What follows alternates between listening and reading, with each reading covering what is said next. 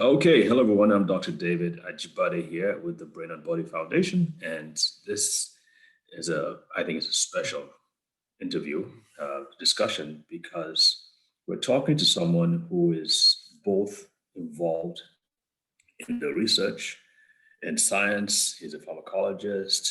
He's also an individual with the sickle cell disease trait, and he has a relative, a sister, who actually has the full-blown sickle cell disease.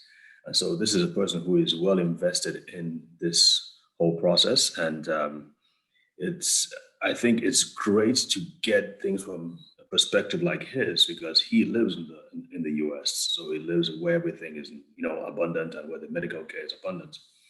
And but he's also has his feet and his heart's fully set on helping with his homeland back in Africa. So without much ado, I will introduce Dr. Boateng.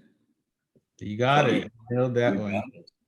Thank you very much for being on. All right. So basically, tell us just give us an overview of who you are, what you do, and why this is important to you. Yeah, definitely. Thanks for having me on. So just like you said, my name is Dr. Stephen Boateng. I am Ghanaian, but I did all my training and education here in the US. Currently, I practice in the oncology setting, but I am very, very actively involved in the sickle cell space. So, you might be wondering why sickle cell for me. I think you gave a teaser over there, but I do have a sister who has sickle cell disease. So I like to tell people that is what got me started in healthcare.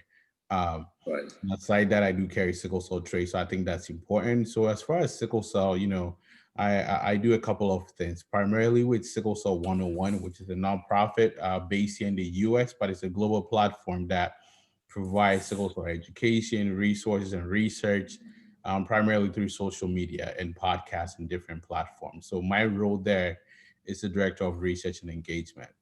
I also do have my own foundation that is dedicated to providing the essential medicines for people that have sickle cell that struggle to get that, primarily in Africa, with our efforts mainly in Nigeria and Ghana. So I like to say that's kind of my way of giving back to what got me started in healthcare. But yeah, in a nutshell, that's who I am. I couldn't think of anything else. I live in New Jersey, and I love soccer as well. That's a fun fact about me I always like to throw out too. Well, of course, you're from West Africa. How will you not love soccer? Exactly. Hey, you might be surprised how many people don't, but you're right. Really? There. You might be surprised, yeah. Well, we're going to have to check their genealogy because they're probably not really from West Africa. Well, awesome. Cool. So, sickle cell disease. Let's talk about your sister. And that's what has been your experience with her dealing with this condition? How old is she, first of all? Yeah, my sister's 25 now. That's a great question you bring up. How has it been? I think she's one of the few that have lucked out. Sickle cell really plays differently for different people. It's one of those unique diseases that one size doesn't fit all. She typically doesn't experience a lot of complications, but I can tell you, I want to say about a month ago, I got a frantic call from my mom, right, about her not feeling well. And when she just described the symptoms, I knew she needed a transfusion. And to me, that was such a big deal because for me, when I work with patients here in the US, those things are so standard and they're easy to get. You can just go to the hospital. I can kind of even talk to the doctor on the phone and know what to do. But her being back home in Ghana is a whole different story because the challenge in access in healthcare is a big barrier. So it took a little bit, but I have a specialist that takes care of her. So I think she's lucked out. But, fortunately, her experience is so different from a lot of other people, especially back home in Ghana and Africa overall. But that's what I would say. Right, right. Okay, well, that's a good experience, especially since she has a brother like you. I'm sure she's really fortunate in that regard. Unfortunately, most of the people that the foundation deals with are not so lucky. We have people who come in from outside the town. Abuja is basically where our foundation is, and so we have a nonprofit that goes and ships them in. And I got to tell you, I would say that they are the forgotten sector of society because first of all, the parents and relatives don't even know what the heck is going on. They just have these kids who are playing 1 minute and next minute they're on the floor, Mhm. writhing in pain as a result of the problem, or they fainted, they've passed out because of the sudden loss of blood. Mhm. And that goes on and over again. I mean, we've actually had kids who have come to us, our clinic, who with the bones sticking out of their hands as a result of chronic damage to the bones and osteomyelitis, and basically the bones sticking out. And it goes on over and over and over again. So that is an issue. And I think, if I may say so, I think too much of the time there's almost like a romantic viewpoint of sickle cell disease. It's, oh well, as long as you can just get them to the hospital and then can give them the pain reliever and the fluids, you're fine, and you can just manage them on the folic acid. But I would say a good percentage of the people in Nigeria don't have that ability or that access to healthcare or standard healthcare that even your sister is enjoying, and many times they just suffer in pain. So I really feel that even as we are getting advances in treatment for conditions like sickle cell disease, and we're going to talk about some of the advances that we've had so far, I think we also have to think about how that translates into the communities such as those we find ourselves in third world countries, because Nigeria is ground central, is ground zero, let's put it that way, of sickle cell disease in the world.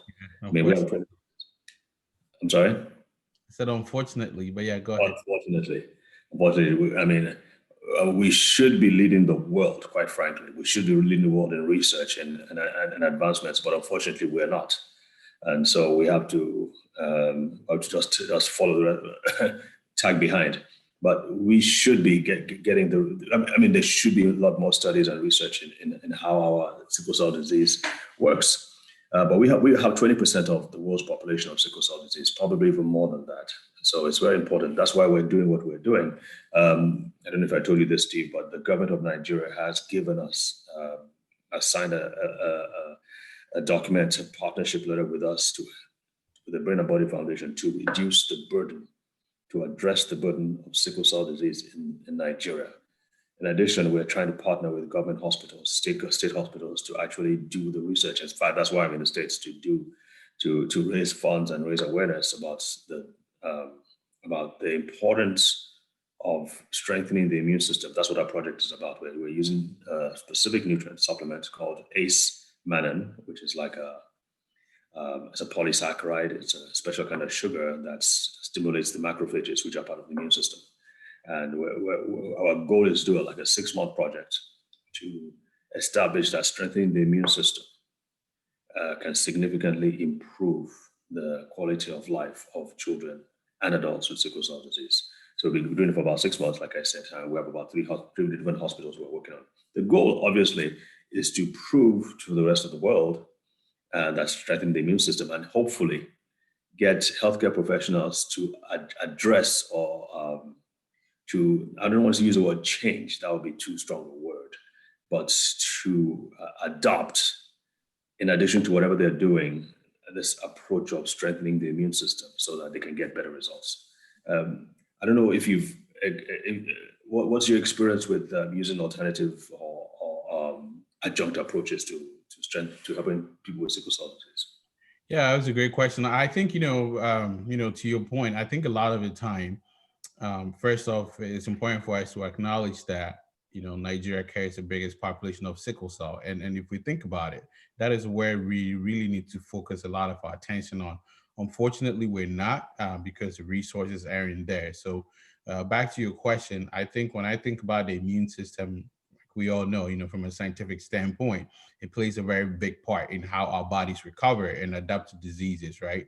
So, I think in Nigeria, I think Ghana, I think even my sister, she shared with me other alternative treatments that she's used, right, to kind of help her with sickle cell. I think for me, as a healthcare provider, specifically in the pharmaceutical space, I think the most important thing is sickle cell is one of those diseases that treatment can never be enough. There can never be enough for the disease, and whatever alternatives we can find that people can leverage, I think the better.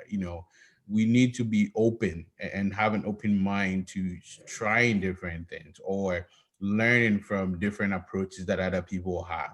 I remember when I was in school, there's something that we call contemporary alternative medicine, or CAM, right? That is really what Okay. it's about. And if you think about that, there's different, everybody's body is different. But if we find a product or identify something that is really working well in a specific population, here Yeah, specifically sickle cell disease, I think we owe it to the patient population to really learn more about it and be able to provide those options for them, because options is what helps improve care. We can't limit absolutely. ourselves to what traditional science is telling us or what Western medicine is telling us. There might be other things that are working that we need to learn more about and be well informed about and provide that to the patients that we care about. One thing I like to say all the time is, you know, healthcare, there's a difference between providing equal care and health equity. Equity is a big part, and equity is when you want to make sure that the options that other people receive can match what the people on the lower tier receive, right? And so when I think Mhm. about Nigeria, I think about Ghana, I think about these African countries, I think our emphasis should be health equity.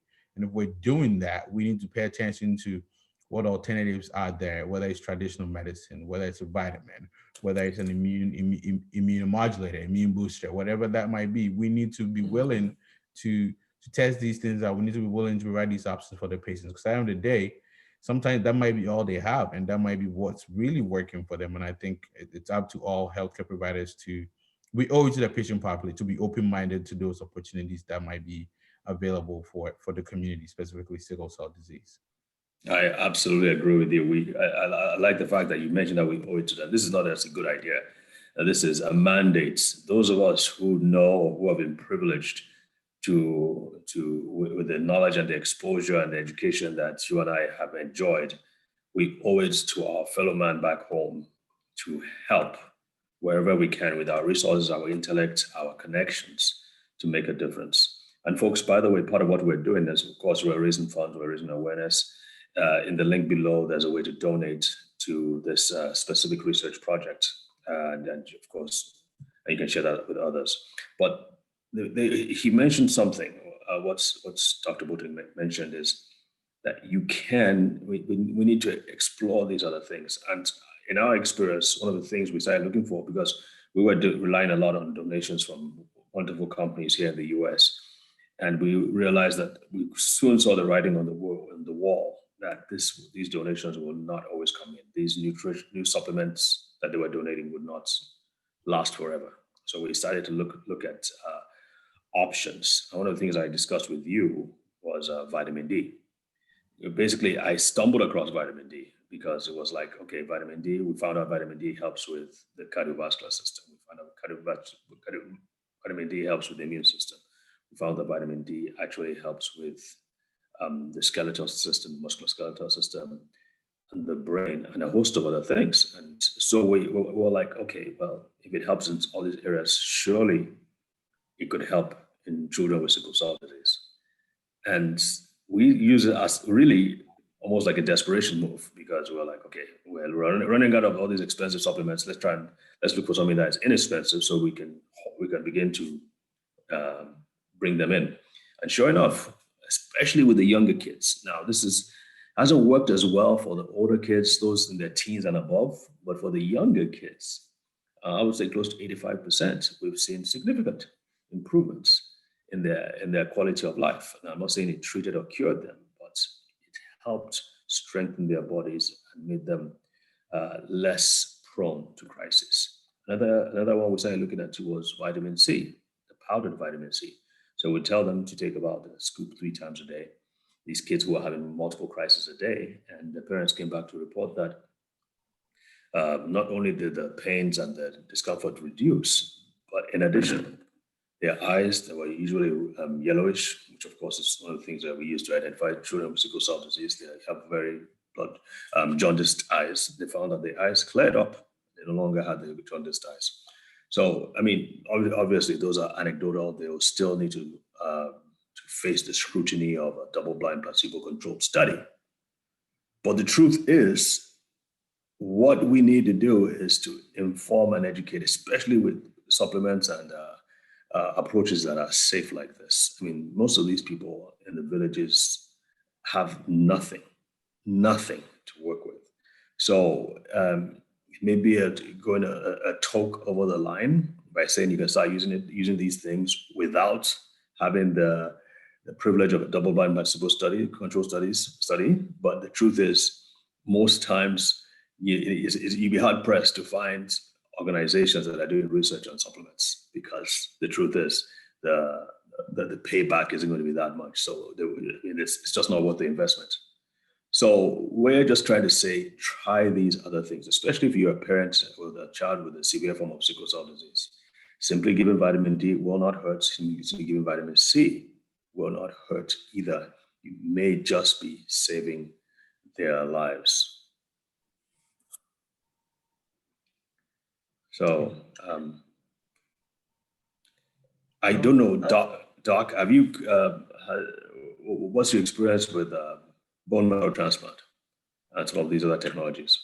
Bone marrow transplant, it's a big hot topic with sickle cell disease, right? I think as far as we know, it's not like the perfect fit for every patient, but it's one of the approaches that we do know that provides a curative option for sickle cell patients. I think one of the things that it is important for us to mention is, like I said earlier, it's not a one size fits all. There's so many different things that a patient would have to qualify in order to be able to enter into a bone marrow transplant therapy. Whether it's finding a haploid match or even going through chemotherapy and all of these different things, right?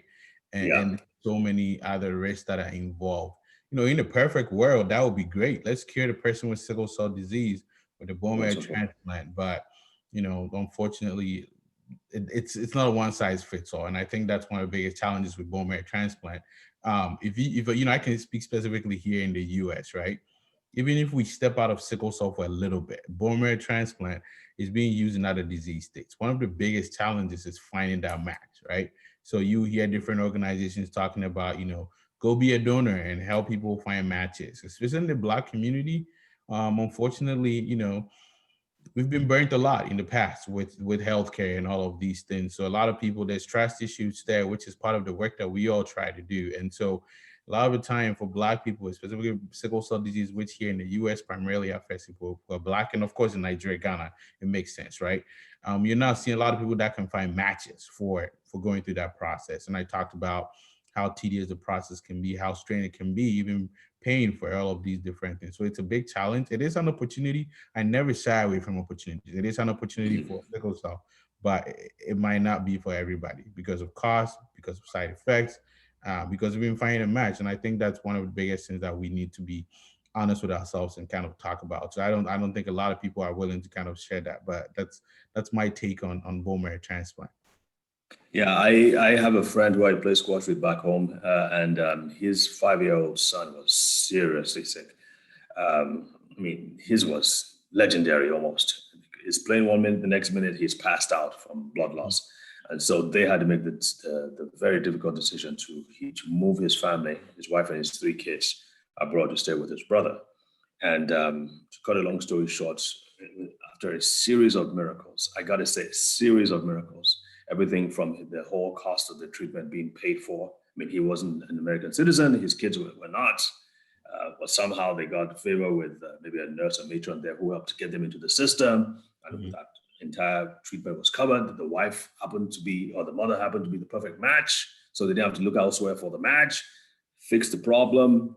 There were no complications. The boy had a nurse, a shadow to move with him when he was able to integrate back into school. He didn't have any complications with the medications. The nurse followed him for the next 3 months. I think it's now 6 months now. So everything, thankfully, was covered by the American system. But you've got to say, this is a rare, a very fortunate case of a success. Um, well, for one, in Nigeria, there's only one center I know of. I know they're working on one in Lagos, but there's only one center in Benin now that is doing the whole bone marrow transplant thing. I don't think, I think, did you listen to that talk by that professor in Yeah, Lagos? during last year's discussion, yeah, I remember being there, yeah, and hearing him talk about it. I don't think they've done up to 20. Not that I remember, but you're probably right. Yeah, more than Yeah, likely, and it makes yeah, sense too. Though. yeah. So it's not that easy to come by. This same my same friend was telling me about how they met other Nigerians who very wealthy, whose child they were had sickle cell disease. They said they'd been waiting there for 5, 10 years for the Mm-hmm. right match. So these are not easy to come by. It's not just like let's go to Walmart and pick a bone marrow transplant. It's a very difficult thing to come by. So clearly, that is not the solution to our teeming population of sickle cell disease. I think the numbers are between 2 and 4 million, and I think that's conservative because they're not certainly not going into remote areas to count the people with sickle cell disease in the remote Mm-hmm. areas. So always let us go with 4 million. So we have about 4 million people. You're not going to get a solution to it by banning marriages. That may be a start. Marriages between people with AS. You're not going to get it done by giving everybody hydroxyurea. Although hydroxyurea has been successful in some cases, but it's only in those cases where you have an expert who is available to monitor closely the treatment of that individual. You can't just arbitrarily give hydroxyurea to willy-nilly to every child with sickle cell disease because you might actually cause more damage, more harm than good. So hydroxyurea is not an option for mass-scaled approaches to sickle cell disease. Certainly not bone marrow transplant, and certainly not gene therapy, although that seems to be quite promising as well. So in the final analysis, you need something that is safe, that acts quickly, and that is cost-effective, aka dirt cheap, at least as cheap as possible. At least that's something that non-profit organizations and governments can can go behind. And that's why some governments, I don't think Nigeria does, they provide folic acid and the antimalarials. I don't know if Ghana does that, but Nigeria does not. So even then, they still have to purchase those, but at least they're cheaper than what you would have to pay. Certainly Yeah, cheaper than $100,000. I mean, some of the newer drugs for sickle cell disease are like $100,000 a pop, right, for a yeah. whole year. That's the cost of innovative medicine. But to your point about Ghana doesn't do that as well. I think that's kind of what I think I mentioned earlier. That's kind of what my foundation was trying to do, and hopefully, my hope is one day in the future we can get to that point where we're getting governments to fully fund these preventative medicines for all our people. But like you said, when we start thinking about whether it's hydroxyurea or these innovative medicines that are being used here in the western Mm-hmm. part of the world, I think a Mm-hmm. lot of people hear hydroxyurea. I remember when I was in Nigeria last year, I had a patient come up to me and say, "Wow, man, I can't wait for them to get hydroxyurea here." And Mm-hmm. it took me a step back because first I started to think about, and I'll tell you quickly, there's hydroxyurea actually being used a lot in Ghana now, but it takes having centers, right? It takes having patients being monitored with their hemoglobin F. I don't know, Right. for those that might be listening, that's kind of how you evaluate to see how the drug is doing, and you can kind of taper the dose higher or lower, and all those things are so critical. So it's not a vitamin. It's not a vitamin C that's water soluble that you don't have to worry about monitoring a patient. So they're great therapy options, but for our part of the world, unless we can have these centers and the experts to monitor, it's not Mm-hmm. it's not it's not helping our people. It's not for our people yet. And hope maybe you know what? Maybe we get to a point where we can get these centers built. But until we get those centers built, what can we give to our people that are struggling with this disease? And I think, which is where it always comes back, let's find the most cost effective and wide scale approach to help all these people. It's a big challenge, but I think it's one of those things that we need to find a way to help our people and not just think what works in the Western world might be working over there. Exactly. Exactly. Oh, no, remind me, the name of your organization again? NOB Foundation. So NOB stands for No One Behind. It's a Oh, Foundation. Yeah. Nice. No, okay. And is it specifically for sickle cell disease or other things as well? Yeah, that's a great question. So primarily it's for sickle cell disease. I think I said it's a foundation I set up just kind of for my sister, but we also do we target three key things: sickle cell disease, maternal health, and malaria. You might be wondering why malaria. If you think about sickle cell malaria, it's like, if you're able to help people with sickle cell disease manage malaria, I think you talked about the immune system earlier, right? Those things are Right. important. So the foundation ensures that we can kind of support patients that need that preventative care around malaria, and also educate our community in general about importance of making sure they're taking the drugs when they have malaria and making sure they get tested. Because what happens is, I always think about a sickle cell patient. If the bigger population in Nigeria or Ghana, if people are just taking medicine, even if they don't have malaria, we build resistance to those drugs. So when our sickle cell patients need it, they struggle. So that's kind of what that's about. And for the mothers in our maternal program, it's really, if you think about it, whether it's the sickle cell patients or me and you, those are the people that bring us to the earth. So we just want to make sure we can also provide them their prenatal care to make sure they can have healthy babies. So that's really what the foundation is focused on. But primarily sickle cell, and everything else is secondary. Wow, that is commendable. That is, are you using any media or anything to reach out to these people? Yeah, definitely. We're very. I have a team. My team. I have a couple of team members in Nigeria, in Ghana, and actually in Turkey. So they're all over the place. But yeah, on social media, it's NOB_foundation.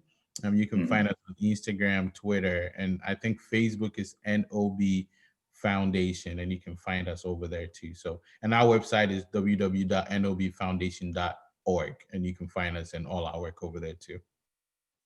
Wow, that's impressive. And I know you're a really busy person, and you're dealing, like you said, you're doing cancer research, and you have a full-time job here, and you're able to coordinate research and this NOB Foundation in how many countries now?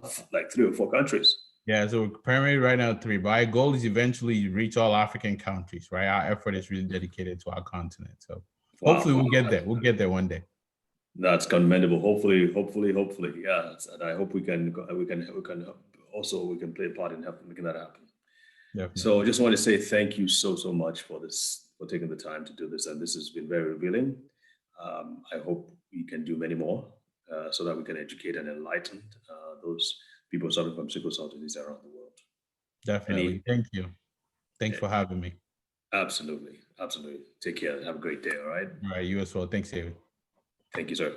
Bye-bye. Bye.